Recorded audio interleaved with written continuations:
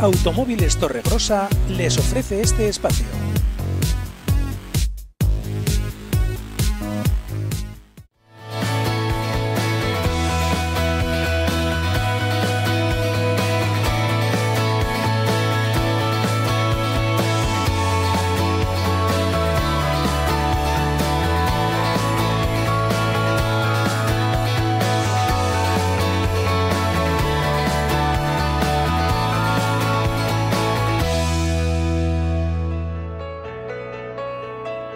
Hola, ¿qué tal? ¿Cómo están? Bienvenidos a La Muga. Hoy nos fijamos en los campos de fútbol de nuestro país, de Europa y del mundo. ¿Por qué aumenta la violencia en un entorno marcado por la deportividad y el juego? Hoy queremos analizar la intolerancia, las conductas racistas que se producen en el entorno deportivo. Y hemos invitado al programa a un experto en tribus urbanas y en violencia en nuestras ciudades, como es Gabriel Tejo. En un día en el que también hablaremos de cine, del Festival de Cine Internacional Documental Punto de Vista, que se celebrará en Pamplona entre los días 11 y 16 de marzo. Películas de 19 países, más de 30 films que podremos ver en diferentes escenarios en nuestra capital, Navarra. Y hoy también nos fijamos en los premios Goya, que se van a celebrar este fin de semana en Sevilla, con 3 realizadores navarros que optan a esa apreciada estatuilla. También, por supuesto, vamos a contemplar los estrenos del fin de semana, entre los que están películas con firma navarra, también como la de Joaquín Calderón y su película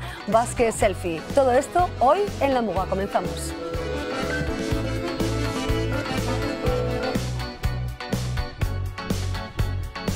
Violencia en el deporte, pero sobre todo en el fútbol. ¿Por qué hay más conductas violentas, por ejemplo, en el fútbol que en el baloncesto? Pregunta que lanzamos al experto en tribus urbanas, Gabriel Tejo, que está precisamente en Pamplona para participar en una jornada sobre violencia en este entorno deportivo. Gabriel, ¿qué tal? Bienvenido, buenas noches. Buenas tardes. Gracias por acompañopinarnos. ¿Aumenta la violencia en el entorno deportivo? Sí, ha aumentado, y las cifras que se recogen en la propia Liga Profesional y el Consejo Superior de Deportes hablan de un aumento importante de la presencia de grupos ultras en los campos de fútbol español. ¿A qué se debe fundamentalmente el recrudecimiento de conductas marcadas por la agresividad, el odio, el racismo? ¿Por qué? ¿Qué está pasando? ¿Estamos nuestra sociedad y el deporte enfermo? Hombre, hay una crisis yo creo que es una crisis de valores, y también es una forma de una válvula de escape también ante situaciones que se pueden estar viviendo en determinados grupos sociales. Hay que estudiarlo, y para eso estamos mañana en Pamplona con la Policía Foral, con la sección sindical de comisiones obreras, para intentar analizar cuáles son las medidas que debemos de poner en funcionamiento. Si analizamos, por ejemplo, nuestra comunidad, una pequeña comunidad con un modesto equipo de fútbol, con mucha afición también al fútbol, en ese fútbol base, ¿qué podríamos decir de Navarra? ¿Cómo estamos situados en este terreno, en todo lo concerniente a las tribus urbanas? Bien, Navarra es una ciudad, como dices, con una población relativamente mediana, y no existen grandes problemas, por lo que nosotros venimos estudiando, monitorizando y analizando. No existen grandes problemas en el ámbito de fútbol. Sí, es la verdad que existe un grupo radical, seguidor de Osasuna, y que hace poco tiempo ha tenido algún problema con la justicia, pero no es una situación alarmante en general. La verdad es que vemos imágenes como las que estamos proyectando ahora, cedidas por el movimiento contra la intolerancia, y bueno, es desde luego muy coloquial mi expresión, pero se nos ponen los pelos de punta. Bueno, yo creo que en esto hay que hacer un antes y un después en el fútbol español y en el fútbol europeo, sobre todo en el español, porque tras la puesta en funcionamiento de la ley y la ley contra el racismo, la violencia en el deporte, que fue promovida por el Movimiento contra la Intolerancia, ha habido un antes y un después. De hecho, actualmente en los campos españoles se puede decir que son de los campos más seguros del fútbol europeo, y la prueba lo tenemos cuando en los partidos de Copa de Europa vemos y observamos cómo en todos los campos europeos, en la mayoría de los campos europeos, existen bengalas o existen agresiones graves, como la de el seguidores de la ECA contra el Ajax, con lanzamiento de cóctel Molotov, y eso en España ya se ha erradicado.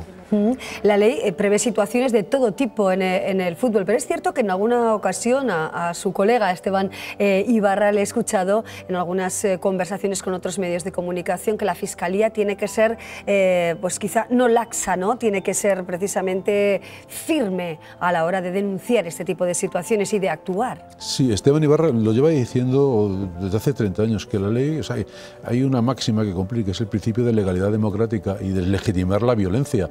Y la lista para cumplirle. Lo que exigimos desde el movimiento contra la intolerancia, y lo exige el presidente, que es Esteban Ibarra, es el cumplimiento exacto y rígido de la ley para los grupos violentos.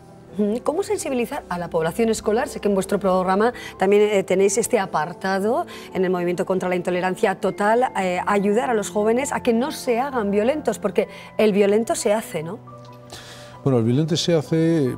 Nosotros en el movimiento tenemos un programa que yo estoy enamorado de él y que siempre que puedo hablo, es Educar en la Tolerancia, y es desde el colegio donde hay que empezar a los niños y a las niñas a insuflarles los valores de la tolerancia, de los valores de los derechos humanos, los valores del respeto al diferente, y a raíz de ahí, o sea, a partir de ahí es cuando hay que empezar a sembrar para luego recoger más adelante. ¿Qué tribus urbanas están ahora comportándose peor que nunca, quizá, o atemorizando a parte de la sociedad en nuestro país? Habría que hacer un mapa a nivel nacional. Yo me voy a situar en Madrid, que es la zona donde más influencia podemos tener, donde más análisis y más trabajo sobre el campo realizamos. Yo creo que ahora mismo existe un repunte de las tribus urbanas de origen latino. Son las que quizás más pueden estar preocupando a las fuerzas y cuerpos de seguridad por los roles de violencia que conllevan. Y aparte las tribus de violencia urbana pues siguen siendo las mismas, ¿no? Heavy, rocker, y una violencia casi generalizada, una cultura de un mal entendimiento de la virilidad masculina, una cultura de navaja, de pelea de fin de semana. Yo creo que hay que trabajar con los jóvenes en la sociedad sobre todo para deslegitimar la violencia. Sí, ¿qué tácticas se utilizan? Porque algunas veces os hemos escuchado a los expertos, habláis de estrategias, de entrenamientos, de tácticas guerrilleras en muchos casos, ¿no?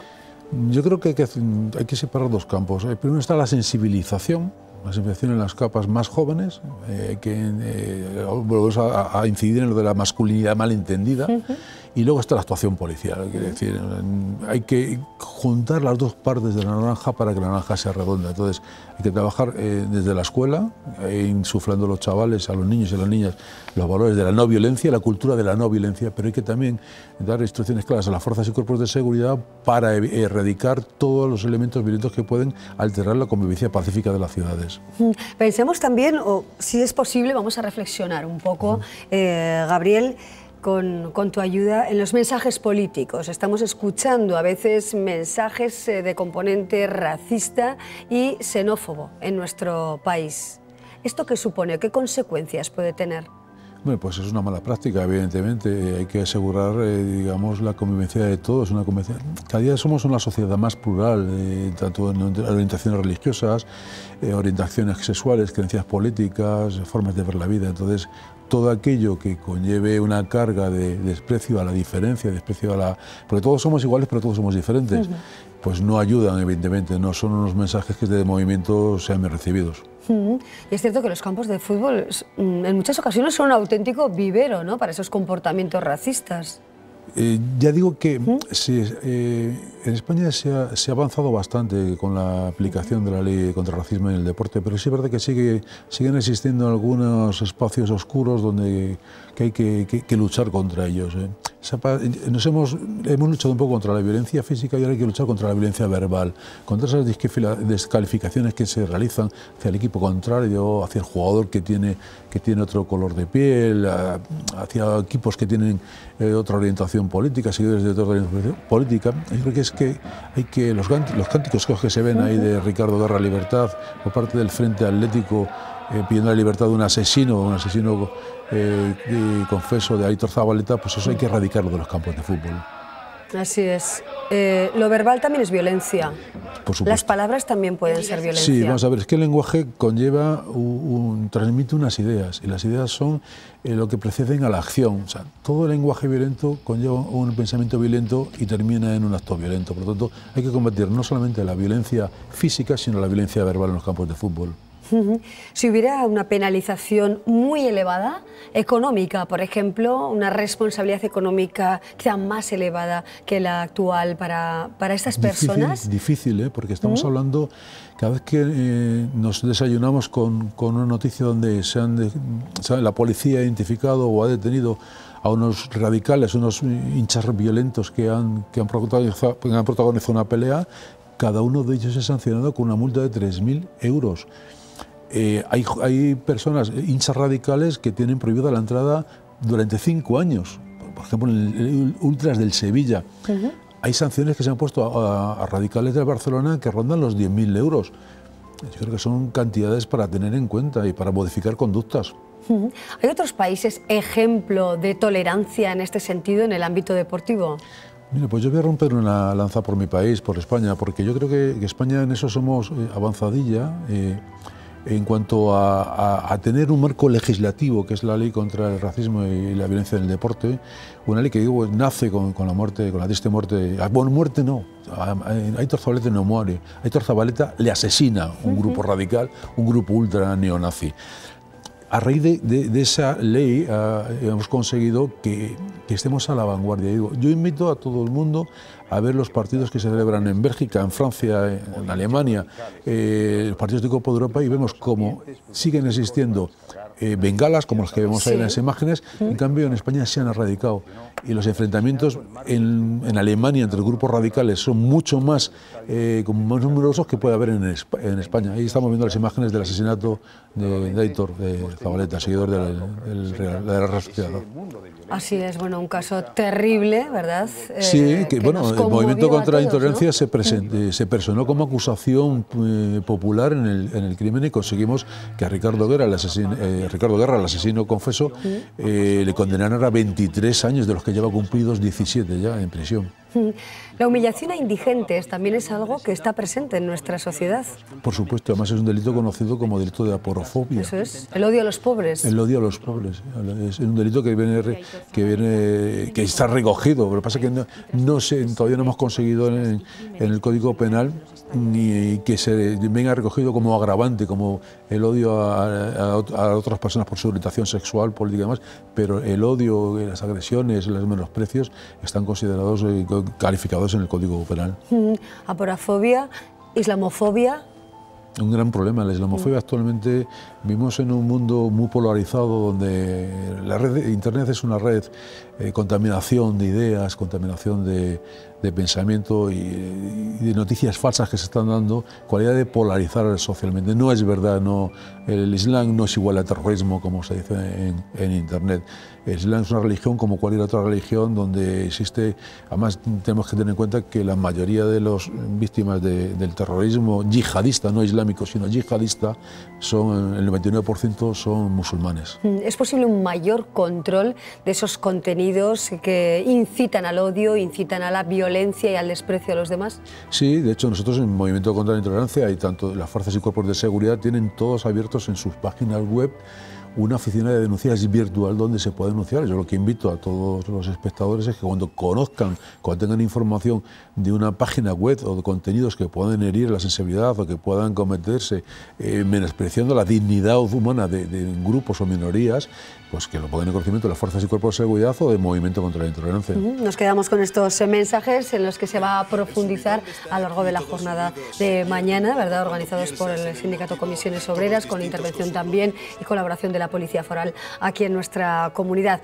Muchísimas gracias, Gabriel Tejo, por acompañarnos, por vuestro trabajo incansable en favor de la tolerancia y una sociedad más justa y más normalizada, ¿no?, y de mayor convivencia entre todos. Gracias, de verdad. Ha sido un placer. Muchísimas gracias. Nosotros continuamos, hacemos una breve pausa y seguimos con otros contenidos en La Muga.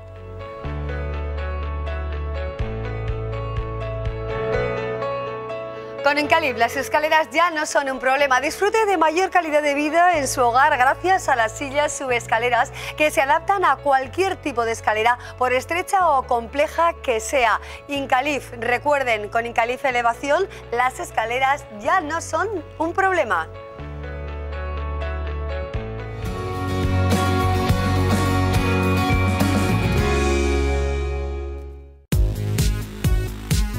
Automóviles Torregrosa les ha ofrecido este espacio.